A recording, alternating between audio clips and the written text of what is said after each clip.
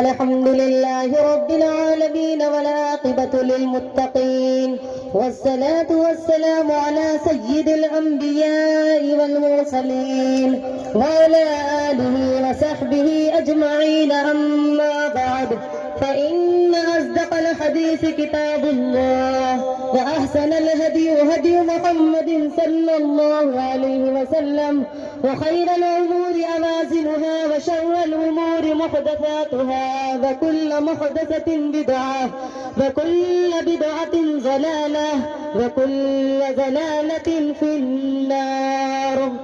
وبالسند المتصل منا إلى الشيخ الإمام الهمام الحافظ الحجة أمير المؤمنين في الحديث أبي عبد الله محمد بن إسماعيل بن إبراهيم بن المغيرة البلبزبة الجعفي اليماني البخاري رحمه الله تعالى. اللهم انفعنا وارفعنا بعلومهم آمين يا رب العالمين. أنه قال: باب قول الله: ونزع الموازين القسط ليوم القيامة، وأن أعمال بني آدم وقولهم توزن. وقال مجاهد: القسطاس العدل بالرومية، ويقال القسط مصدر المقسط وهو العادل، وأما القاسط فهو الجائر.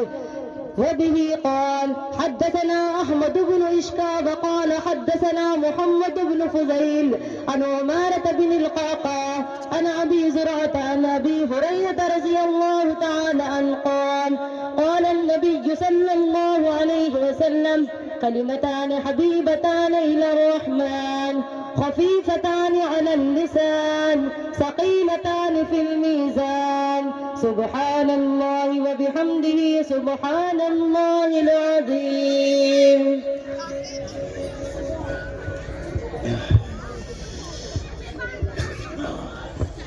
نحمده ونصلي على رسوله الكريم. ٹھیک ہے. نحمده ونصلي على رسوله الكريم. اما بعد.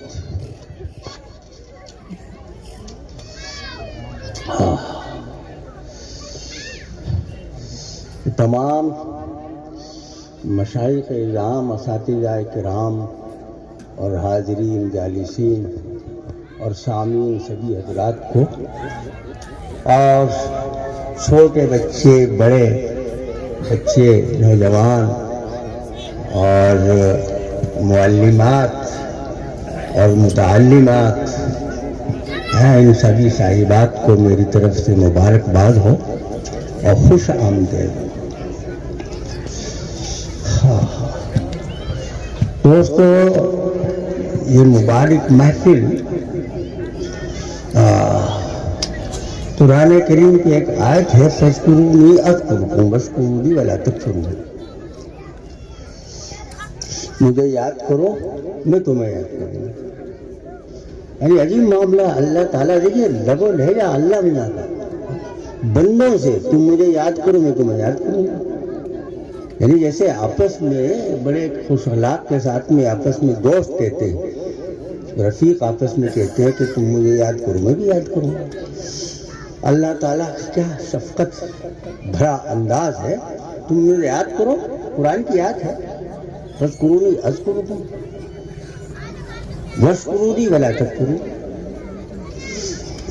تو بیان کرنے کا مقصد تو کچھ بیان کرنے کا مقصد نہیں ہے، اس لیے کہ بیانات تو میرے خیال میں اس قدر ہو گئے اور اس قدر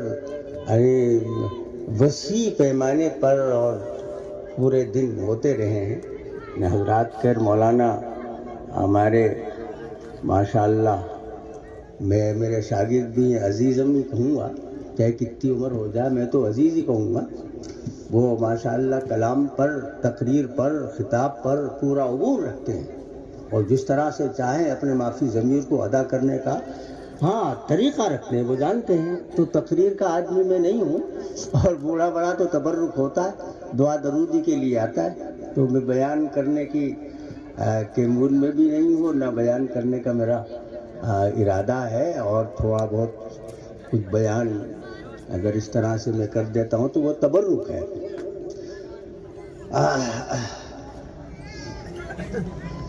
دوستو، ایک بات جو میں عرض کروں خاص طور سے، عموماً اس موقع پر بیان نہیں کرتے، مگر میں وہ آپ کے سامنے چونکہ علماء کرام بھی موجود ہیں اور سارے حضرات اہل علم طبقہ موجود ہے، اور عام آدمی کی سمجھ میں وہ بات نہیں آئے گی، لیکن علماء حضرات تو جانتے ہیں۔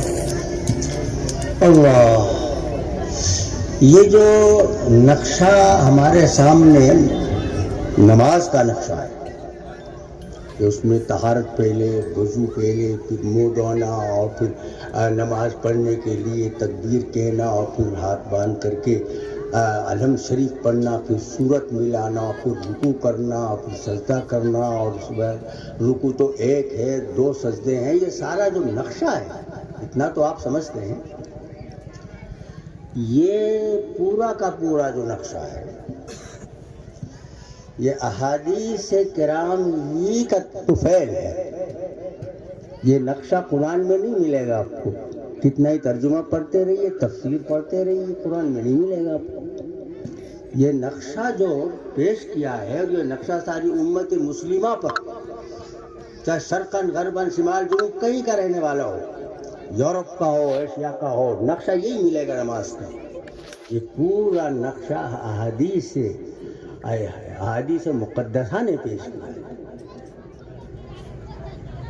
میں اس لیے عرض کروں تاکہ یہ احادیث کا یعنی مقام آپ کو معلوم ہو جائے۔ یہ پورا نقشہ احادیث مقدسہ کے ذریعے ہمیں معلوم ہوا۔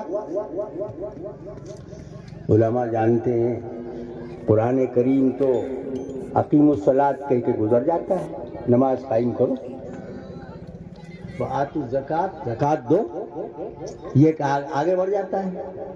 نماز قائم کرو یہ کہہ کر کے آگے بڑھ جاتا ہے۔ ورکعوا، رکوع کرو، واسجدوا، سجدہ کرو۔ تو اس سے کوئی پوری ترکیب سمجھ میں آ جائے گی آپ کے؟ ارے بھائی نہیں آئے گی۔ یہ پوری کی پوری جو ترکیب ہے، یہ جو اس کا جو نقشہ عمل ہے پورا کا پورا، وہ حدیث کی دین ہے۔ حدیث ہم کو بتائے گی۔ یہ فقہ جو ہے، فقہ یہ بھی حدیث ہی سے نکلا ہے۔ اللہ تعالیٰ اپنے حکمت بالغہ سے، کیونکہ حضور صلی اللہ علیہ وسلم خاتم النبی نے، اس کے بعد کوئی نبوت تو آئے گی نہیں۔ جب نبوت نہیں آئے گی تو شریعت بھی یہی رہے گی، ملت بھی یہی رہے گی، ملت بدلی نہیں جائے گی۔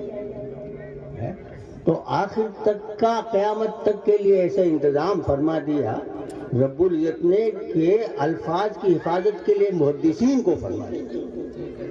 تو ایسا حافظہ دیا ہے، آپ اندازہ لگائیے، امام بخاری کو 3 لاکھ حدیثیں یاد، 3 لاکھ حدیثیں، اور ان احادیث میں سے صرف 8,000 کم بیش 8,000 حدیثیں اس کتاب میں، اور 8,000 بھی یہ مقررات سمیت ہیں۔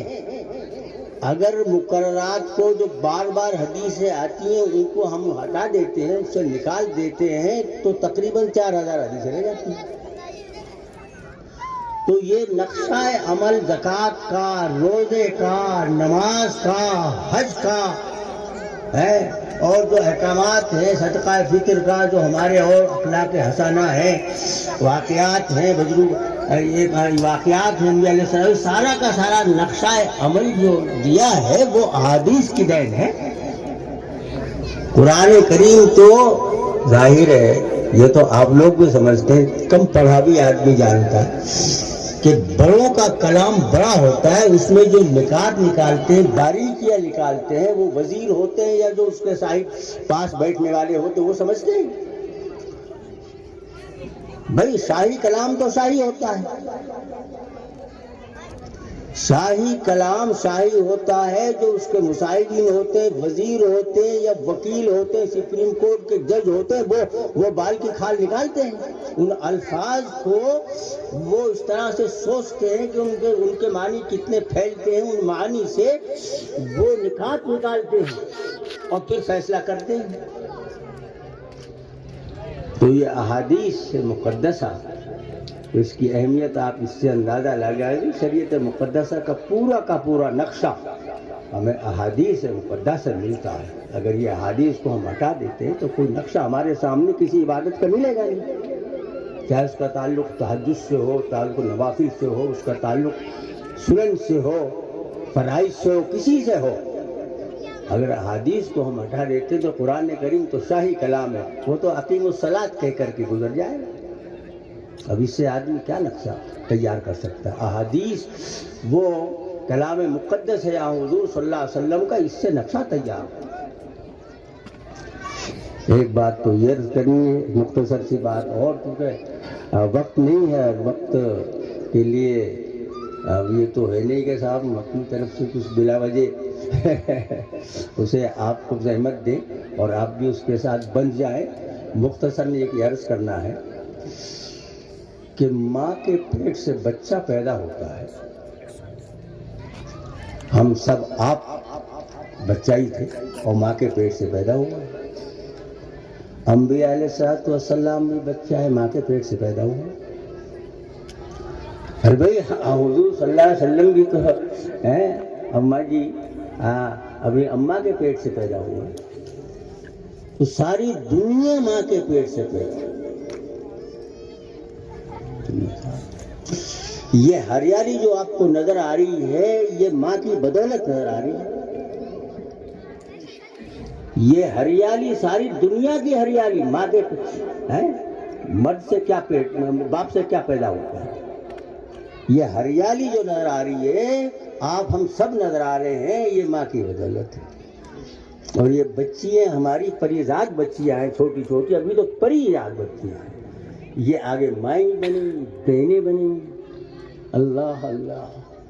تو یہ آپ نے آپ کے اس علاقے میں یہ مدرسہ وہ لڑکیاں تیار کر رہے ہیں کہ جس سے انسان بنتا ہے. چھوٹا بچہ ہوتا ہے تو چھوٹا بچہ سمجھے، ہم جو اگر اس عمر کا خیال نہ رکھیں اور بچے بڑے ہو جائیں 10-12 سال کا ہو جائے، ہم نے پرواہ نہیں کری، پھر شکایتیں لے کے آتے، بول صاحب تعویذ دے دو، دعا کر دو، میرا بچہ میری بات مانتا ہی نہیں. وہ اماں بھی آتی، میری بچی نہیں مانتی، میرا لڑکا نہیں مانتا، میری بات نہیں مانتا، نہ دادا کی مانتا، نہ دادی کی مانتا، نہ باپ کی مانتا، نہ ماں کی مانتا. ارے بھائی جس وقت یہ ملائم تھا، وہ ملائمہ کا دور تو آپ نے نکال دیا. یہ ملائمہ کا دور یہی ہے. اس وقت جو بچے چھوٹے نظر آ رہے ہیں ہمارے سامنے، بنانے کا وقت یہی ہے، اس وقت بنانا ہے. اگر آپ نے یہ مدارس میں بھیجا تو یہاں بچے نہیں، شیخ بنیں گے، بزرگ بنیں گے، علامہ بنیں گے اور بڑے بڑے فنکار بنیں گے. اور اگر ان عمر کا خیال نہیں رکھا گیا تو پھر پچھتانا ہے. دعا دنوں سے کام نہیں چلتا. پھر تو سارے سر پکڑ کر روتے رہیے، اچھا گزرا ہے. اسلام جو ہے آداب زندگی سکھاتا ہے.